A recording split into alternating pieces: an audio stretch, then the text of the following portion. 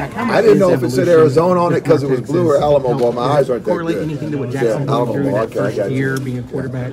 Well, everybody goes through it. I think every quarterback's always had their first start, and it has to start somewhere. And so I think it starts a lot longer before that. I think it's the mentality you come with. It's the mentality you show up with every day, trying to get a day better. How much, how important is it to you? Guys that work extremely hard and have that mentality, the right mentality it takes to stand back there at that position and lead a group of men on the football field, and being able to go out and execute and make plays and have that confidence to do so. It takes a special person. That's why there's only a select few of really good quarterbacks out there. So, Jackson definitely has that mentality. The work he puts in, he's mature well beyond his years.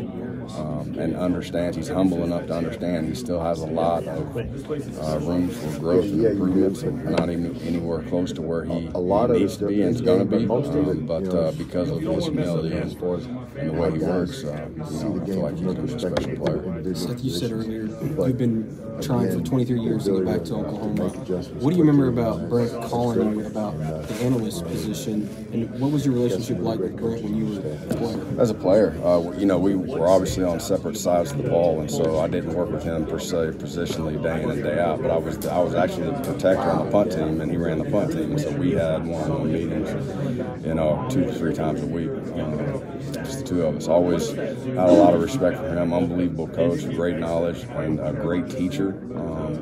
I think really stands out to me is what a great teacher he is.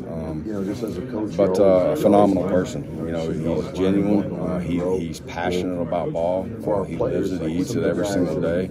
But it doesn't consume him with his relationship. It's more than football to him with our players, with our coaching staff, helping them learn and grow. Like our players said, be a better father, husband, better in the community. Mentoring them the right way. And he's been phenomenal. But getting that call was special to me. It gave me an opportunity to really come back home, be near family, but at the same time be around the Oklahoma family that I've been for 30 years. And so having that opportunity to sit back and see another way to run a program was important. And it validates some things that maybe you did as a head coach. Well, hey, I was right there. It wasn't far off. And then some things that you could have done better. And so it's just learning and growing and getting better. And it's been a blessing to be around this group. How difficult is the latest former Bob Stoops assistant to believe in you? Can you sum up the collective impact of everyone from Mike Leach to Mark Mangino, Mike Stoops, and First, the only time I've been out of really a Bob Stoops tree was Larry Fedora at North Carolina, who's a phenomenal coach, and great opportunity to work for him as well. But I think just that group in turn to come here in 1999. I always knew early on. I told you earlier, I had 2 dreams in my life when it came to football. One was playing at the University of Oklahoma, like we talked about, and the other one, it wasn't the NFL. It was to coach at the university one day. And so I feel blessed to be living out my dream in that sense. But I think early on they knew I wanted to coach, and that coaching staff that built great relationships with their players and took care of me. Look, I've had, for Mark Mangino to hire me straight out of college to come to Kansas, for 3 years and help him there. To Mike Leach give me my first job. I don't even know how old I was. Not old enough probably to be the running backs coach at Texas Tech in the Big 12. Let's be honest. And so, and then going with Coach Mike Stoops to Arizona, him allowing me to be the offensive coordinator at a very young age. I'm just Kevin Wilson, hiring me at Indiana. I've just had a lot of great opportunities from this coaching tree, giving back. It means a lot, to me. But the way they take care and think about their players, it just shows you who they are. We have I don't know how many former players we have on this Oklahoma staff now, but I think it's around 17, 22, something like that. Just guys that love this program, love to come to work every single day, and are passionate about what this program means and winning football games. And it's a special place, and I'm grateful to be back. Thankful he's allowed me to. Seth, what are 1 or 2 things from And like most people, something 300 or 400 times, you do that right at 400. I'd be here all day. I mean, there's a lot. I think each coach is different. Everybody has their different personalities and maybe some things X's and O's wise. Leach and Kevin Wilson were similar but very opposites in a lot of different ways. Mike Leach was going to throw it around a ton. He was going to be in the air raid, and he kept it very simple. Kevin Wilson knew the ins and outs of every defense. Because they're really, really good. They're just different. They are similar. It's a lot of the same schematics within the system, but they're running it different. Obviously, Kevin Wilson a little bit more running oriented, play action pass, and so you learn from each and every coach, not only head coaches, things that you would do, and some things maybe you wouldn't do as an offensive coordinator or a head coach when you got that opportunity. But I think you take something from everyone, every person I've worked with, and not just head coaches, but other coordinators, other position coaches, Dana, Sonny, Bill, I can name a ton. And so just being around those coaches and soaking up as much knowledge from each one, and then taking those things and being able to fit the ones to your personality that fit. And some of them do, some of them don't. But you're going to learn and grow from each and every person. And sometimes, again, like I told our players, like I told guys that have worked for me, maybe you'll take some things that you really like and that you want to utilize and for yourself. And some things don't fit your personality, and maybe you don't like those, and you don't have to do them when you're the head coach. And so I think that's part of every job. I think you're older now than Bob Smith. You were in that program. Did he seem older to you then than you seem now? Oh, no. Coach, man, Coach is awesome. No, he come in as a young head coach, but fiery. That entire staff, the thing that stood out to me when they came in was the confidence they had, within the program. They had all come from winning programs, winning national championships. Brent and all those guys that come from Kansas State, from Mangino and Mike, and just won maybe the Big 12 championship or right there in the Big 12 championship game. And so just the amount of the confidence, but humility confidence. It wasn't a boastful confidence. It was just made us feel good as players. We knew we had an unbelievable staff, and they cared a lot about their players. And they built the chemistry, the culture that it took for us in order to that we needed in order to win and compete for a championship. And it was probably a lot faster than anybody could have thought it would have been, but it was great to see it and be a part of it, because I've used a lot of those same things along the years for anywhere I've ever coached. You said it was kind of refreshing to come in as an analyst and get to see how someone else runs the program. But after being a head coach, is it difficult at all to kind of transition from overseeing everything to just kind of taking a back seat? No, it's not actually. I think I've gotten the opportunity to do it all, like be a position coach, I think looking back now, having been a head coach, I'll be a much, much better assistant than I ever had been, because now I know what that guy feels in that seat, each and every day, all the decisions and things that he has to do on a daily basis, plus the fact that there's football also involved. It's a very challenging job. There's a lot on the head coach's plate, and I want to do anything I can to take pressure off that, whatever it is. Obviously, it starts with us offensively, and just making sure that I'm not going to lay my head on the pillow any night that I don't feel like we're getting a day better. I'm doing everything I can to help this team compete and win football games, and that's my job. And so, but to say the least, it's been very refreshing, and but I am very excited about my new role, and look forward to really working hard and moving forward in the future. Seth, after you got this job, what was it like going into homes of recruits and trying to tell them this is what we're going to do next year with offense? How do you sell what you're going to do when they don't have a visualization of what your plans are for the program? Well, I think our offense hasn't been broke, and so again, we've been very similar. What I've done over the years, what we've done since I've been a coordinator, and so.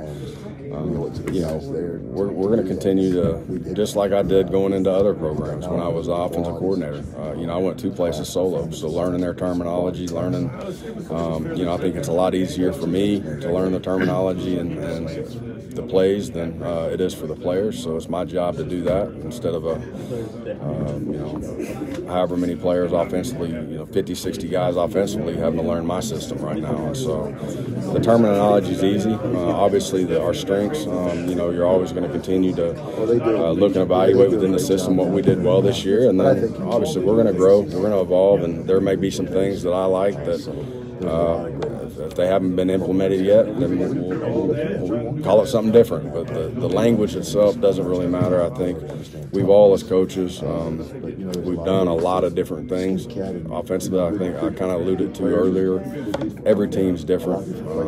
Every year's different. Some years you may be more, I've played out of 10 personnel, 11 personnel, some years 12 personnel. If I had to throw it 40 to 50 times a game, I've had to run it 40 to 50 times a game. I think for me as a coach, it's my job to what puts our guys in the best situation to be successful. And that's, to me, it's not so much about a system as much as I think being successful that way. What do you remember from your time at Arizona? It was great. We again, a young first-time coordinator. My wife's second move. We were both young. We had my first son was born there. My only son, I should say. My first child was born in Tucson. And so we have a lot of great memories in Tucson. Absolutely. We had a very fun coaching staff and went to bowl games and had success. But it was a great place to live, great people. And we enjoyed our time. Do you still keep in touch with Mike and Mark? Absolutely, yeah. We see each other, and again, it's like anything.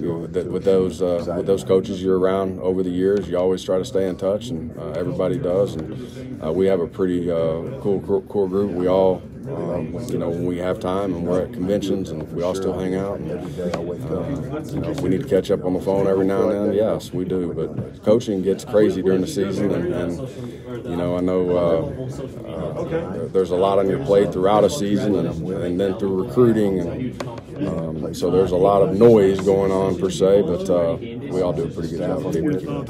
You took 2024 quarterbacks and your role in locking those guys up as the stretch. Yeah, I think both of them are very talented players. Really excited to coach them both. They very smart young men, love football. I think it's a very, very bright future for the seniors for those guys. How do you reflect on the 2010 Alamo coaching at Arizona? Against Oklahoma State, if I'm correct. Yeah, we didn't make the plays we needed to win, but there's a very talented group. And, I do know this. It was a great bowl, the Alamo Bowl. They've always treated us great. Whenever I've been here, it's been a lot of fun for our players. Each and every game is a little bit different. If you're asking me 13 years ago, the ins and outs of that game, it's hard for me to remember every play. But it's been a great bowl experience for us. And then how would you describe the relationship that you had with Nick Foles during his time at Arizona? Yeah, good. I mean, obviously he was our starting quarterback and was a very good player for us. Again, we had a bunch of talented players when I was there, but Nick's a great young man. He's an unbelievable football player. Obviously, has done some big time things at the next level as well. So, terrific. I think the NCAA is allowing teams to have quarterbacks wear headsets for the bowl games this year. Are you guys doing that? I'm not going to start that right now, for sure. No, we're not doing that. Are you going to be sitting in the press box, or are you? We got a good plan. We'll we got us a good plan going on. Joe and I do, and our staff, and so it'll be fun to see game day one. Are you a proponent of the headsets? Was that something you've looked at? No, we haven't used them before. There's to me, it's neither here nor there. I'm not saying I'm against it, but for us to use it as our first game right now, that makes to me. Well, I guess I was meant for the future. I'm not against it. Yeah, I'm not against it. We tried to piece together the team believe where did you sit previously? No, it's not. Those guys. I've done it both. Mostly in the box. more reps they'll get. As far as evaluating Jackson's performance Thursday night, people look at box scores and all that, but what will you be looking for just in terms of things he'll do during the game, how he operates? Just managing the football game. Again, he has a lot of great players around him, and understanding that he doesn't have to do it all himself. And we're in this together. Again, we have to trust and believe in the guys around us to make plays. And it's his job to manage the game and do the best he can to put the ball in the playmakers' hands. And that's what we're looking for. Well, it's funny you should say The way you came in because and made those throws late. Absolutely. Made some huge plays down the stretch to win us a football game. And, that was one of those games to where, I burned his red shirt. And so during that conversation, sometimes that's not an easy conversation with a player, but with Jackson, it helps this team win right now. He's all in. He didn't blink an eye and went out there. And that's what I'm talking about. He's prepared the right way all year. This isn't the first time he's prepared to be a starter in a football game because that's what he does. That's how he's prepared all year long. And he loved it all. He set himself up with success going into that game to be able to make those plays because of his preparation. And that's something I know he'll continue to do. When we look at the offensive line and beyond this game, what do you want out of your offensive line? I know there's going to be a lot of new faces next year. Long term, what do you look for out of the offensive line? As a leader, it all starts up front.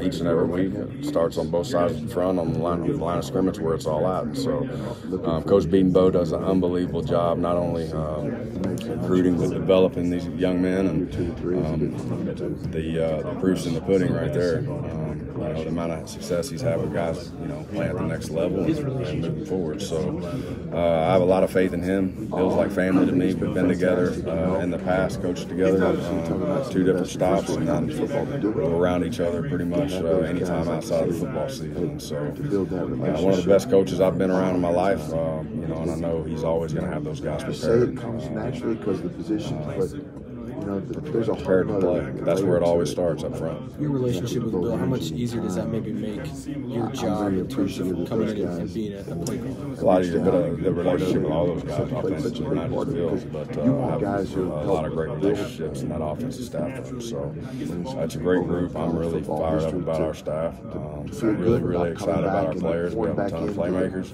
a lot of good mix of great experience with great leadership and a lot of young guys that are really, because it doesn't happen. doing some really good things. So the future's bright. We got to continue to, continue to evaluate and get the right fits into our program and continue to develop. But I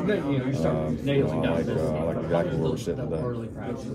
You mentioned before how fast the last couple weeks have gone. Before that, the uncertainty. What was your outlook for 2024 before this opportunity was laid on the table? I felt like taking this year off is the best thing for me, just and my family. After the last 7 years as a head coach, allowed me to take a deep breath and sit back and evaluate myself, and see the. It's always good to look in the mirror, see the good things and the bad, and some things you need to change or some things you need to grow or evolve in. And so, and then also getting a deep breath. Like I said, at that position, being the head coach, there's a lot on your plate, and so it's been great. It's been refreshing. But after this year, there was no doubt I was ready to get back on the field and hopefully become a coordinator again. That's what I was looking forward to doing. Where were the 2 solo stops themselves? You said the 2 where the staff was in place. I guess you said you get 2 solo stops. I went in Indiana and then North Carolina. Somebody was asking me about that earlier. You mentioned the good and the bad after being a head coach. Do you lose confidence in yourself at all? Is there any time that you're questioning yourself after that? No, I think you always have to self-evaluate, right? I think any successful person does, and that's whether it's after any football season or after a stop. I think it's has nothing to do with the confidence aspect. It's great just to sit back and reflect, and it's like anyone. There's a lot of things that you felt like were going in the right direction, or things that were a positive part of how you were leading, how you were growing. But there's always things that you can get better at. There's always ways to grow and get better. And I think if you put your ego aside, I tread lightly on this question. I sometimes when you get set in your ways, it gets a lot harder as you move forward, just because that's the way it's going to be. So it's been awesome being around great coaches, and I've had great staffs. I've been a part of great staffs. So again, you learn and grow. Each and every year is a little bit different. Just always trying to get a day better. So that's what we're asking our players to do, and that's exactly what I want. Is it easy to let your ego get in the way when you've been a head coach, and then when you come to a place like Oklahoma, is it easy to get humbled again? No, I think. I tell you what, they've been saying this. I would hope I've never. 25 years. I'm not a big egotistical guy. I mean, I'm just, to me, it's about all of us. We always learning, we're always growing. I think ego stunts your growth. So I've always tried to set it aside. Just because you've been a head coach I don't see that correlation. I think because I've been a head coach, I'll be a much better assistant because I know exactly the ins and outs of what it looks like sitting in that chair. And I think it was about a month after I took the job at North Texas, I called Larry Fedora and said, I really got to apologize to you. I've been a terrible assistant coach. He just started dying laughing. He goes, Coach, we all get there. And so I'm really excited. And again, my job is to make sure that I'm doing every single thing every day to make sure we're continuing to grow and get better and to be successful on this side of the ball, whatever job he needs me to do. So I'm all about, I just want Oklahoma football to win. Do you want to be a head coach again someday? We'll see when that time comes. I'm not putting any limits on that. I have a strong faith in my beliefs, and me and my wife have a strong prayer life, and so I'm never going to put God in a box per se. He's always been very good in leading me to the right spots. I wouldn't have changed any spot. I think I've learned and grown, and we've had a lot of fun in every stop that we've been on, and every journey, every adventure. Has been fabulous, and so why put him in a box now? At the end of the day, I love where we're at, and I'm really excited about our future. There's been a